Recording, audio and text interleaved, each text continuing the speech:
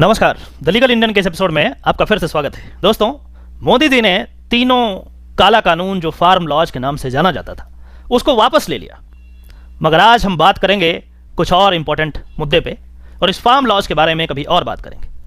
आज एक बहुत ही शॉकिंग न्यूज़ जो रात में पता चला है वो ये है कि बिहार के मधुबनी डिस्ट्रिक्ट में एक एडीजी के चैम्बर में जबरदस्ती 2 पुलिस वाले घुसकर उनकी पिटाई करते हैं, उनसे मारपीट किया जाता है, पिस्टल निकाल लिया जाता है, उनको मारने की धमकी दी जाती है।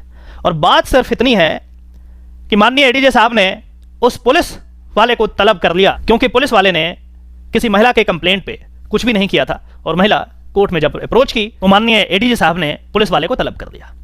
और जब पुलिस वाले कोर्ट आए तो जबरदस्ती जज के चैम्बर में घुसे और यह कहकर गाली गलौज करने लगे कि तुम्हारी इतनी हैसियत कैसे हो गई कि तुम मुझे पुलिस वाले को अपने कोर्ट में बुला लिए। बड़ा स्ट्रेंज है लेकिन ट्रुथ है। जब ये सारी चीजें हुई तो वहां के जो कोर्ट स्टाफ थे, लर्नेड एडवोकेट्स वहां पे पहुंचे और किसी तरीके से पिस्टल छीना गया। उसके बाद जज साहब को प्रोटेक्ट किया गया। अब ये बात सिर्फ यह नहीं है कि पुलिस वाले ने जज के चैम्बर में घुस करके मारधाड़ किया, तोड़फोड़ किया। बात यह है कि इंडिपेंडेंस ऑफ जुडिशरी कहां है और इस तरीके से यदि पुलिस वाले अपनी मनमर्जी करेंगे तो क्या हम एक लोकतांत्रिक देश जो कहलाते हैं वो रह पाएंगे। रिसेंटली हमने जय भीम मूवी देखी थी जिसमें हमने देखा था कि किस तरीके से पुलिस ब्रूटलिटी करते हैं, किस तरीके से कस्टोडियल डेथ होते हैं। आम लोगों की बात तो छोड़िए, यहां बिहार में पुलिस वाले जज के साथ बदतमीजी कर रहे हैं, जज पे बंदूक तान दे रहे हैं, तो आप आम आदमी का तो बात छोड़ ही दीजिए। हालांकि जैसे ये घटना हुई, माननीय पटना हाईकोर्ट ने स्वतः संज्ञान लिया और राज्य के आला अधिकारियों को तलब कर लिया। रात में ही डीजीपी को हाईकोर्ट में जाना पड़ा और जवाब देना पड़ा। अब जरा देखिए कि किस तरीके से चीजें चलती है। पुलिस वाले ये कह रहे हैं कि तुम्हारी ये मजाल कैसे हो गई कि तुम इंस्पेक्टर को तलब कर लिए, कोर्ट में बुला लिए और हाईकोर्ट वहां डीजीपी को बुलाए हुए। बड़ा स्ट्रेंज है। अब हम इसके अंदर जब जाते हैं तो एक्चुअल प्रॉब्लम ढूंढने का प्रयास करते हैं कि आखिर ऐसा होता क्यों है। आप ये समझिए कि जब हमारा देश आजाद हुआ तो हम एक पुलिस स्टेट के जैसे थे। अंग्रेजों ने हमें बोलने ही नहीं दिया, हमें एक्सप्रेस नहीं करने दिया, किसी तरीके से दबा करके रखा।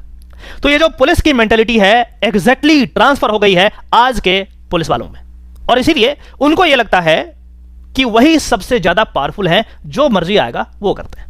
लेकिन जब एक्चुअल लाइफ में आते हैं तो कोर्ट का सामना उन्हें करना पड़ता है। कई बार उन्हें कोर्ट में जवाब देना पड़ता है। बड़े बड़े अधिकारी को कोर्ट बुला लिया जाता है और उन्हें जवाब दिया जाता है। तो उनका जो अंदर जो वो पावरफुल वाली जो चीजें हैं ना, उस पर धक्का पहुंचता है कि ऐसे कैसे हो सकता है कि इतने पावर होने के बावजूद भी निहत्था बैठा वो शख्स जो जज कहलाता है हमारा पसीना निकाल देता है। ऐसा क्यों? और यही चीज इनको पसती नहीं। आप कल्पना कीजिए कि जब जुडिशरी इंडिपेंडेंट नहीं थी उस समय जुडिशियल फंक्शन आईएएस और आईपीएस अधिकारी करते थे। इनको जुडिशियल पावर दे दिया जाता था। आप जरा सोचिए किस तरीके का न्याय करते होंगे वो। स्टेट के अधिकारी न्याय कर रहे हैं। मैं कई बार बोलता हूं कि जजेज स्टेट के अधिकारी नहीं होते। They are not officers of the state, they are officers of the high court. और इसीलिए रात में माननीय पटना हाई कोर्ट ने स्वतः संज्ञान लिया और बहुत सारे आला अधिकारियों को तलब कर दिया। मैं यदि नाम आपको गिनाऊं तो इसमें chief secretary government of Bihar, the director general of police Bihar, the principal secretary home department government of Bihar, the superintendent of police Madhubani, इन तमाम लोगों को तलब कर दिया और कहा कि आ जाओ हमारे पास आकर के बताओ कि आखिर ऐसा कैसे हो गया, किस तरीके से चीजें चल रही है।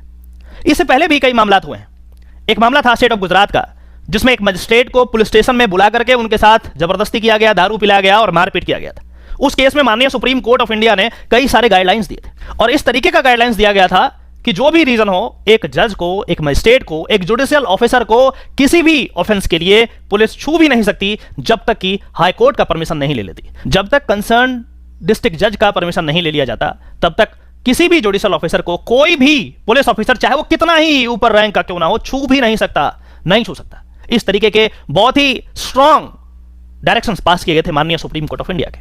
और आज 2021 में जब हम इन चीजों को देखते हैं तो बड़ा आश्चर्य होता है, बड़ा दुख होता है। दोस्तों, एक बात मैं आपको बताना चाहता हूं। जब हम बात करते हैं कि we are a democratic nation, ये डेमोक्रेसी कैसे आती है, कैसे बचाया जाता है, कौन बचाता है, और जब आप इसका एनालिसिस करेंगे तो आपको पता चलेगा कि कोर्ट जो है एक बहुत बड़ा पिलर है जो डेमोक्रेसी को प्रोटेक्ट करके रखता है।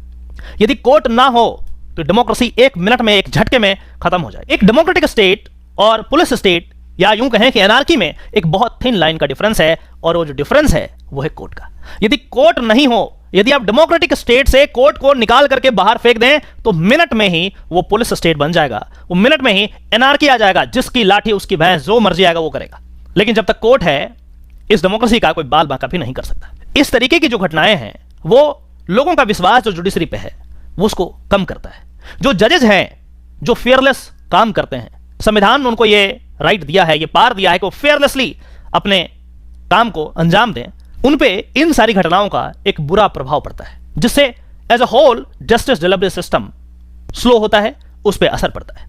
और इसीलिए इस तरीके की घटनाएं जो है उस पर बहुत जबरदस्त हमें काम करने की जरूरत है। एक और बात मैं अपने व्यूअर्स को बताना चाहूंगा कि जजेस अपने लिए कभी नहीं बोलते, उनके लिए हमें बोलना पड़ता है। इसीलिए इस देश के तमाम वकीलों को मैं गुजारिश करता हूं कि ऐसी घटनाओं का जबरदस्त निंदा करें, सोशल मीडिया पर निंदा करें, यदि जरूरत पड़े तो रिस्पेक्टिव हाई कोर्ट्स में लेटर लिखें।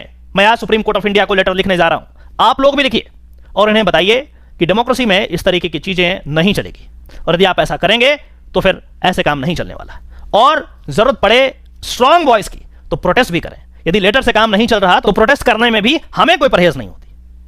डेमोक्रेसी को बचाने के लिए यदि हमें प्रोटेस्ट भी करना पड़े तो हम कभी पीछे नहीं हटने वाले। इसीलिए आप लोगों से रिक्वेस्ट है कि इसको बहुत ही ज्यादा सीरियस लें। ये कोई आम साधारण मुद्दा नहीं है, ये इंडिपेंडेंस ऑफ जुडिशरी का मुद्दा है। कल रात में ही मुझे पता चला कि माननीय पटना हाईकोर्ट ने स्वतः संज्ञान लिया है। मैं ये भी उम्मीद करता हूं कि माननीय सुप्रीम कोर्ट ऑफ इंडिया भी इस पर स्वतः संज्ञान ले और जल्द से जल्द कार्रवाई करे। और जो सबसे बड़ा मुद्दा है वो ये है कि जो जजेज हैं, जो एडवोकेट्स हैं, उनके सिक्योरिटी के लिए एक नए एक्ट बनाए जाए। कई दिनों से एडवोकेट्स प्रोटेक्शन एक्ट की बात हो रही है, इसको जल्द से जल्द लाया जाए। हमें प्रेशर बनाना पड़ेगा पार्लियामेंट पे, क्योंकि ये अपने आप से काम नहीं करेगी। जजेज के लिए एक बेहतर सुरक्षा का इंतजाम किया जाए। अभी हमने धनबाद का केस देखा जहां पे एक एडीजे को ऑटो वाला ने टक्कर मार दिया। इसीलिए इस तरीके की जो घटनाएं हैं ये ना हो, इसके लिए जरूरी है कि एक सेपरेट फोर्स बनाया जाए कोर्ट के लिए, जो कोर्ट के कामकाज से अवगत हो, डेमोक्रेसी के सिद्धांतों को समझे। अदरवाइज ये जो अभी पुलिस है, इनकी मेंटेलिटी कुछ और है, लेकिन जब इनको पता चलता है कि courts are powerful than them, तो इनको बहुत दिक्कत होता है, ईगो क्लैशिंग होती है, और इसीलिए इस तरह की घटनाएं होती है। मैं तमाम उन लॉ स्टूडेंट से, एडवोकेट से अपील करना चाहता हूं कि इस पार्टिकुलर वीडियो को अपने आसपास के लोगों में शेयर करें, उन्हें जागरूक करें और जरूरत आने पर खड़ा रहें अपने जजेस के लिए, अपने एडवोकेट्स के लिए, अपने लॉ स्टूडेंट्स के लिए। जब भी जरूरत पड़े तो उनके लिए खड़ा रहें और अपने अस्त्र शस्त्र को तैयार रखें। अस्त्र शस्त्र का मतलब हुआ ये पेन, यही पेन है जो आपका अस्त्र है, शस्त्र है, और इसी से सब कुछ होना है। डेमोक्रेटिक वे में सब कुछ करना है, और यदि जरूरत पड़े तो हमें पीछे नहीं हटना है। यदि ये वीडियो आपको पसंद आता है तो इस चैनल को सब्सक्राइब करें और इस वीडियो को वाइडली शेयर करें, ताकि हर व्यक्ति लीगल जानकारी से अवगत हो। चलिए फिर से मिलते हैं किसी और दूसरे टॉपिक में, तब तक के लिए नमस्कार।